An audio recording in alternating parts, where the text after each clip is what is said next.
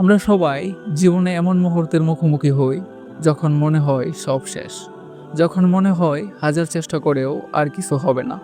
কিন্তু এখানেই লুকিয়ে আছে আপনার আসল শক্তি, আপনার ভেতরের অদম্য ইচ্ছা শক্তি।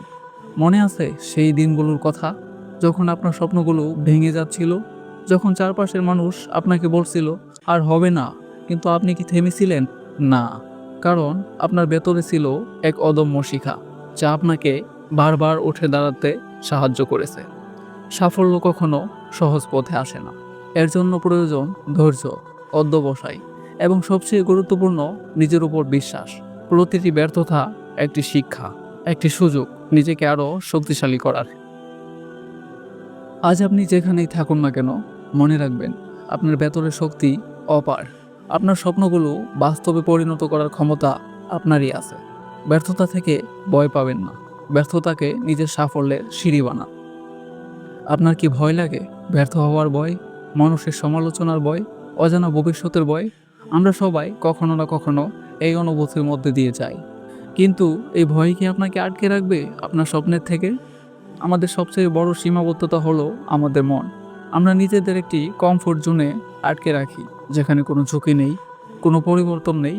কিন্তু প্রকৃত উন্নতি আসে সেই সীমানা পেরিয়ে। মনে রাখবেন, ভয় একটি অনুভূতি মাত্র, এটি আপনার সত্তা নয়। ভয়কে জয় করার একমাত্র উপায় হলো এটির মুখোমুখি হওয়া। ছোট ছোট পদক্ষেপ নিন। প্রতিদিন নিজের কমফোর্ট জোন থেকে একটু একটু করে বেরিয়ে আসুন। আমরা প্রায়ই বলি পরে করব, কাল থেকে করব, কিন্তু এই পরে আর কাল কখনো আসে না। অলসতা আমাদের সবচেয়ে বড় শত্রু, যা আমাদের স্বপ্নগুলোকে কেড়ে নেয়। সাফল্য তাদের কাছেই আসে যারা প্রতিটি মুহূর্তকে গুরুত্ব দেয়। আজকের কাজ আজই শেষ করতে হবে। ছোট ছোট পদক্ষেপেই আসে বড় পরিবর্তন। একটি সুনির্দিষ্ট পরিকল্পনা তৈরি করুন, আপনার লক্ষ্য নির্ধারণ করুন এবং সে অনুযায়ী কাজ শুরু করুন।